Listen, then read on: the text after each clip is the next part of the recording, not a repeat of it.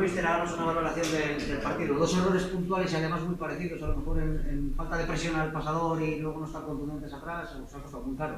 Bueno, ya lo resumes tú. Salimos perdiendo 2-0 y nos costó generar, nos costó todo. Hoy fue un desastre todo. Pero esto es para aprender, para aprender. No hemos sido reconocibles en ningún momento del partido. Y aún así, con 10 consigues meter un gol. El fútbol, a veces los partidos cambian en un detalle y no hemos sabido tener paciencia e intentar cambiarlo nosotros. No nos ha dado para más y es una pena porque hemos regalado.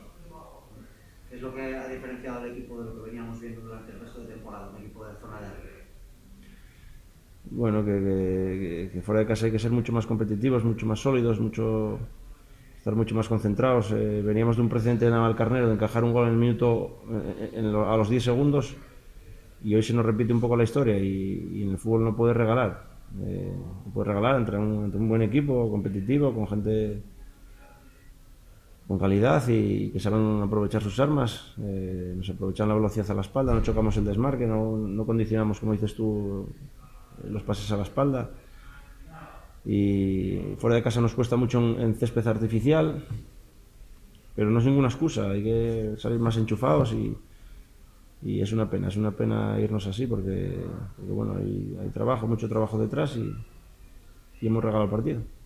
En este grupo en el que hay tanta igualdad, en el que más o menos están en los mismos números que parece que es Atlético, también el equipo, ¿dónde los veamos a final de temporada o es muy pronto? Bueno, es pronto, esto como dices está muy igualado.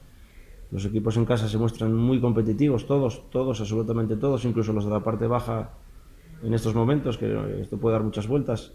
Cuesta muchísimo ganar fuera de casa y yo creo que esa línea va a continuar. Entonces, los equipos que consigan ser sólidos fuera, pues tendrán más opciones de conseguir sus objetivos. Ese es un poco el trabajo que perseguimos todos.